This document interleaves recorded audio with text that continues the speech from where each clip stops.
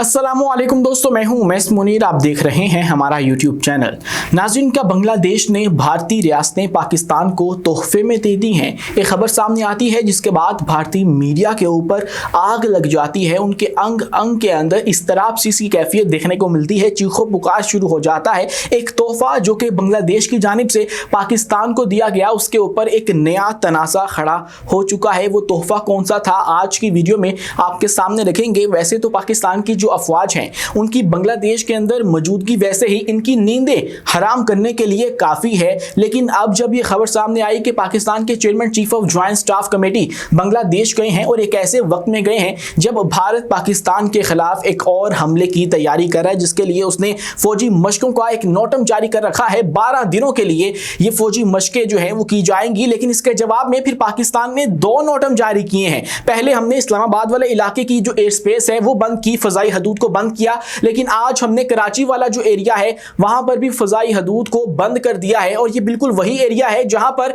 इस वक्त भारत भी फौजी मशकें कर रहा है और वो तैयारी कर रहा है अपनी तीनों अफवाज को लेकर के सरक्रीक वाले इलाके के ऊपर कोई नया महाज खोला जाए, कोई नई लड़ाई की जाए। लेकिन पाकिस्तान की अफवाज ने कल के रोज भी अपनी नेवी के थ्रू एक बहुत ही तगड़ा पैगाम दुश्मन को पहुंचाया था और आज भी हमने अपनी एयर स्पेस जो है वो बंद कर दी है। 28 से 29 तक का ये नोटम जारी किया गया है। मुमकिन तौर पे बताया जा रहा है कि यहां पे कोई तजर्बा हो सकता है या फिर ये फौजी मशकें होंगी, लेकिन एक तोहफा जिसका मैंने आपको शुरू में बताया उसने एक नया तनाज़ा खड़ा कर दिया है। आज की वीडियो में आपके सामने वो भी रखेंगे और आपको ये भी बताएंगे कि पहली दफा इजरायली जराए ने पाकिस्तानी फौज के किरदार का जिक्र किया है और ये फौज का किरदार गजा के अंदर होने वाला है। जैसा कि आपको पता है कि नेतन्याहू ने ये बात कही थी कि गजा के अंदर कौन सी मुस्लिम अफवाज आने वाली हैं इसका फैसला मैं करूंगा, जिनको मैं अप्रूव करूंगा वो अफवाज जाएंगी गजा के अंदर और वहां पर जो इंटरनेशनल स्टेबलाइजेशन फोर्स ट्रंप ने अनाउंस कर रखी है वो वहां पर जाकर अपना किरदार अदा करेंगी। यहां पे जो स्टेबलाइजेशन है वो कायम करेंगी, इस्तेहकाम, अमनो इस्तेहकाम कायम करेंगी।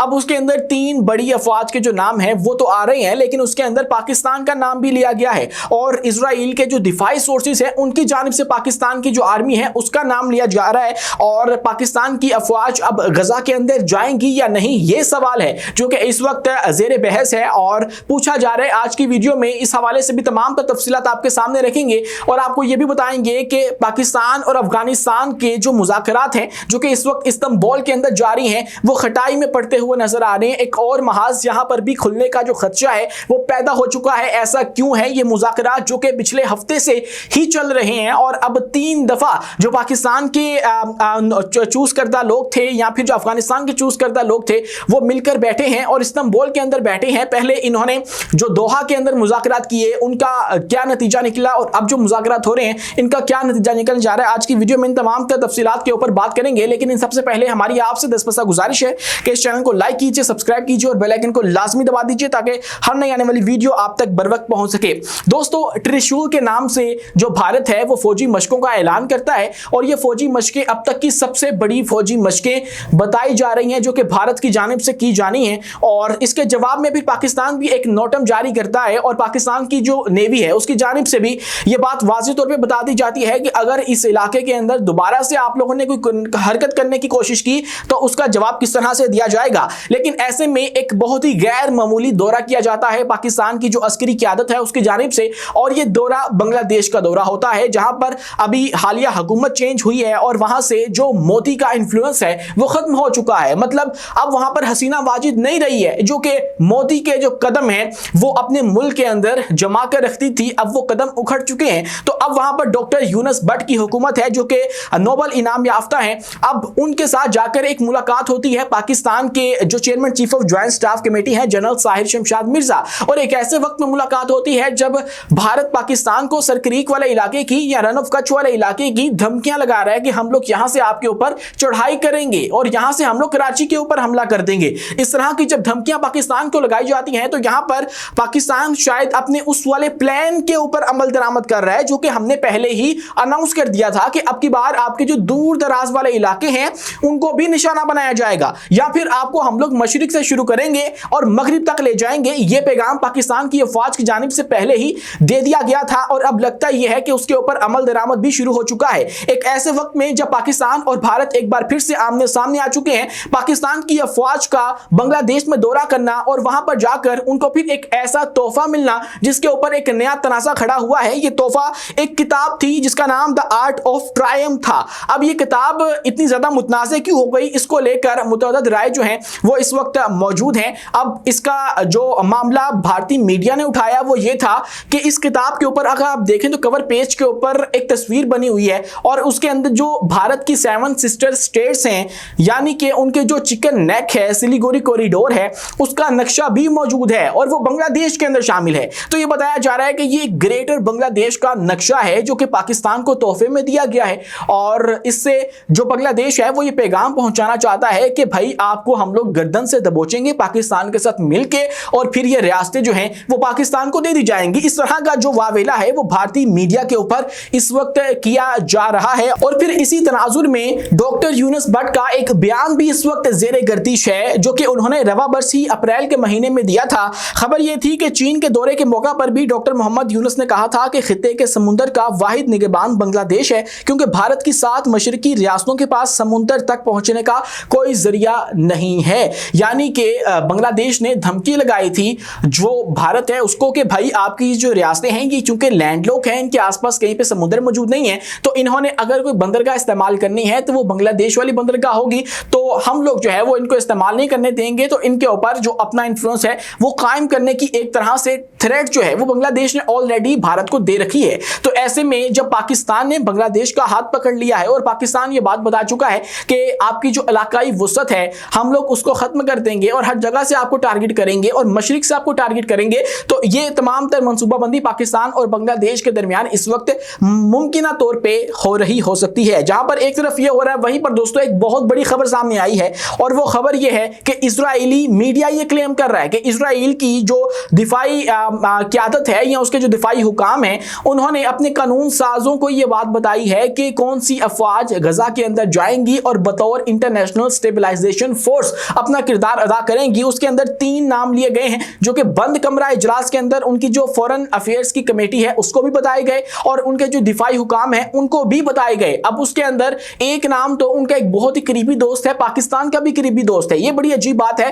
अज़रबैजान जो कि इजराइल के इंतहाई क्लोज समझा जाता है उसकी अफवाज गजा के अंदर जाएंगी और उसके बाद फिर इंडोनेशिया को इजाजत दी गई है जिसका अपना स्टांस इजराइल को लेकर बहुत ही ज्यादा वीक है, मतलब वो इजराइल के वजूद को हकीकत तस्लीम करता है। अब उसकी अफवाज भी वहां पर भेजने का फैसला कर लिया गया है इजराइल की जानिब से या उनको अलाउ कर दिया गया है। और तीसरा मुल्क जो है वो पाकिस्तान बताया जा रहा है। अब ये खबर कितनी सच है, कितनी हकीकत है इसके अंदर, ये तो हमारी जो फॉरेन मिनिस्ट्री है वही बताएगी, उसका जो इसके ऊपर रद्द अमल आता है वही हतमी फैसला होगा। लेकिन अभी तक का जो ये मामला सामने आया है ये इंतहाई मशकूक है और अगर हकीकत ऐसी होती है कि नेतन्याहू अब बताएगा कि पाकिस्तान की जो अफवाज हैं वो वहां पर जाती हैं या नहीं जाती हैं, तो ये इंतहाई जो है वो एक कंट्रोवर्शियल सी बात हो जाएगी और इसको लेकर पाकिस्तान के अंदर से एक रद्द अमल भी सामने आ सकता है। तो अब तक की ये इतलात हैं और यहां पर आपको भूलना नहीं चाहिए कि जो ट्रंप है वो अमेरिकी फौजियों को गजा के अंदर भेजने से इनकार कर चुका है।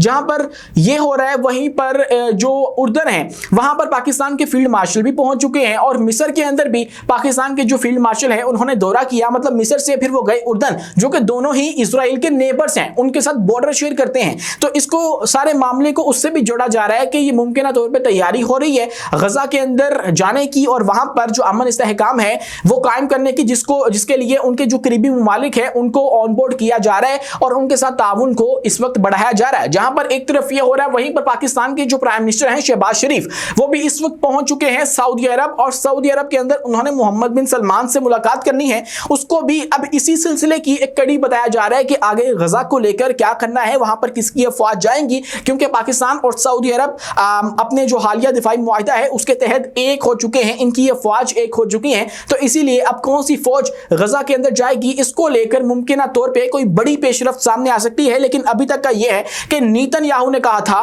कि मैं उन अफवाज का बताऊंगा जो कि गजा के अंदर जाएंगी। तो अब उनके अंदर ये जो मुमकिन तौर पे इजरायली मीडिया की जानिब से नाम सामने आ रहे हैं अब वो इंतहाई मशकूक हैं। ये कितनी हकीकत है क्योंकि अज़रबैजान भी ये बात बता चुका है कि हमारी अफवाज जाने को तैयार है, इंडोनेशिया भी इस बात का ऐलान कर चुका है, पाकिस्तान ने इसका ऐलान नहीं किया है। अब अगर ऐलान होता है तो उसके ऊपर क्या जो रद्द अमल है पाकिस्तान के अंदर से सामने आता है, ये बात जो है वो इंतहाई फैसला कुन होने वाली है। जहां पर पर एक तरफ ये हो रहा है, वहीं पर दोस्तों पाकिस्तान और अफगानिस्तान को जो लेकर एक तनाज़ा खड़ा हुआ था, एक लड़ाई शुरू हुई थी, उसके मुज़ाकरात भी जारी हैं और उन मुज़ाकरात के दरमियान भी हमले हो रहे हैं। कल के रोज़ हमने देखा कि हमारे 5 के करीब जो जवान हैं वो जामे शहादत नोश कर गए, जबकि हमने 25 के करीब जो दरअंदाजी करने वाले खारजी थे उनको भी हलाक कर दिया था। लेकिन ये दरअंदाजी हुई है और ये दौरान मुज़ाकरात हुई है, जो कि एक सरीहन खिलाफ वर्जी है तमाम तर नॉर्म्स की, जो कि मुज़ाकरात के दरमियान सीज़ फायर के दौरान हुआ करते हैं। अब पाकिस्तान के पास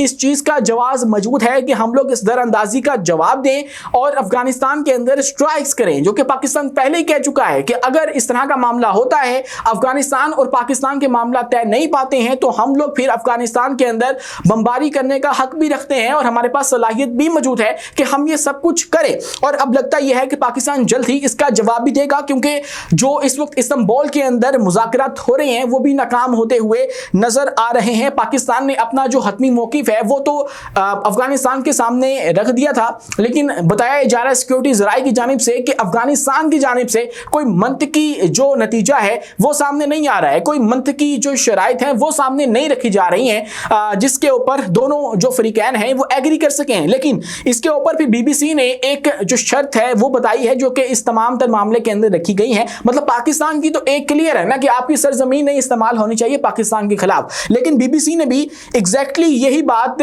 जो अफगानिस्तान को लेकर की है वो भी बिल्कुल ऐसी है कि अफगानिस्तान भी कह रहा है कि हमारी जो हदूद हैं उसकी खिलाफ वर्जी ना की जाए। तो मतलब पाकिस्तान ने पहले कब की है?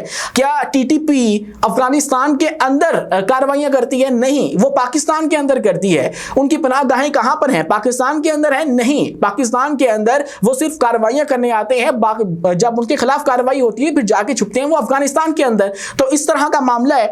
तो अब उनकी जानिब से बात कही जाना कि आप लोग हमारी जो सरहद है उसकी खिलाफ वर्जी करो, तो ये बात समझ में नहीं आती है। चलो इस मामले के ऊपर हम लोग इत्तेफाक भी कर लेंगे, पाकिस्तान की जो अफवाज है वो मान भी जाएंगी कि अब हम आपके ऊपर हमला नहीं करते हैं। लेकिन इसके बाद जो दीगर शराइत जो है वो बताई जा रही हैं, उसके अंदर हमारे एक सीनियर सहाफ़ी हैं आज़ाद सैयद, वो ये बताते हैं कि जो अफगानिस्तान है वो ये कह रहा है कि हमारी हुकूमत को एक लेजिटिमेसी दी जाए, मतलब उसको माना जाए, उसको तस्लीम किया जाए, ये शर्त बताई जा रही है। चलो पाकिस्तान इसके ऊपर भी एग्री हो जाएगा, लेकिन ये जो गैर मंतकी शराइत का जिक्र हो रहा है इस वक्त, मुमकिन तौर पे ये वो शराइत हैं जो कि पाकिस्तान कभी भी नहीं मानेगा। मतलब अगर ये कहते हैं कि यहाँ पे आके हम लोग शरीयत नाफिज करना चाहते हैं या फिर हम लोग जो फितनल खारिज हैं उनको नहीं रोकेंगे, हम लोग उनको लगाम डालने के लिए तैयार नहीं है, तो पाकिस्तान इसके ऊपर कैसे एग्री होगा? ये वो मुद्दा है जहाँ पर ये तमाम तर मामला जो हैं वो ख़राब हो सकते हैं और मुमकिन तौर पर होते हुए नज़र भी आ रहे हैं। और अगर ऐसा हो जाता है तो याद रखिएगा कि पाकिस्तान के जो वज़ीर दिफा हैं वो ये बात कह चुके हैं कि फिर खुली जंग होगी। अगर कोई भी शराइत तय नहीं पाते हैं तो जल्द ही हो सकता है कि आपको अफगानिस्तान के साथ भी मामलात हमारे बिगड़ते हुए नजर आए। आज के लिए इतना ही। अपने मेजबान उमैस मुनीर को दीजिए इजाजत, मिलते हैं अगली वीडियो में किसी नई मालूमात के साथ। शुक्रिया, अल्लाह हाफिज।